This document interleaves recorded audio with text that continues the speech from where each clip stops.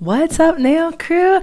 I decided that I wanted to do a mani based on inspiration from ring I got. And I've done this before, but it'll be the first time that I'm doing this in a tutorial. So I got this beautiful evil eye ring from Fine Color Jewels, and I will link a description or I will link their website in the description box. So I decided that I wanted to use this gorgeous color called Very Impressive from OG Dip Powder, and it's like this reddish purplish maroon. It's gorgeous, and it matched the maroon evil eye ring. And I thought, oh, I want to do a decal too to kind of like offset, you know, the starkness of the evil eye with like a beautiful floral decal. I went through, and like I always do for glitter dips, I like to lay my nail flat into the powder, and then I realized, oh sugar, I forgot to do the white first for my decal nail. Normally when I do a decal, I almost always use a light color underneath it. Decals just tend to work better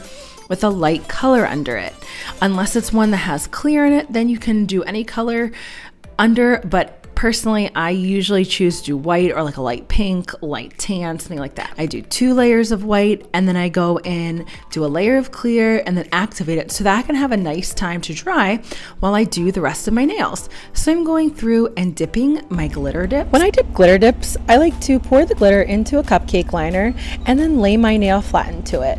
And even when I'm doing chunky glitter, I do this.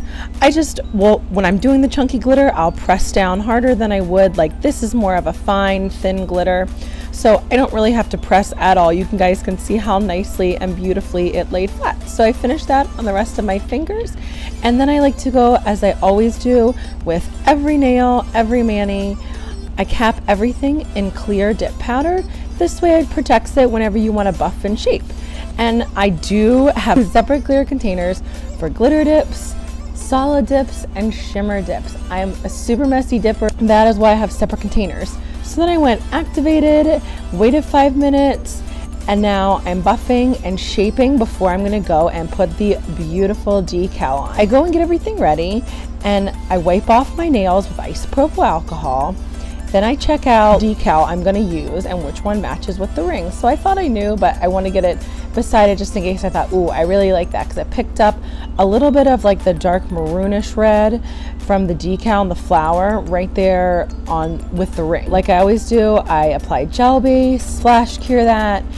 I put the decal in the water, let that soak for about 15 seconds, and then apply the decal with a stamper. I'm able to really smush it down, and since my nails are very curved and almond shaped, the stamper really helps for me to apply it correctly. Clean up all the edges of my decal, finish curing it, add a layer of gel base, fully cure that, a layer of gel top, fully cure that, and I have my evil eye inspired mani. Come watch this next video where I go into detail about applying decals. Thanks, nail crew.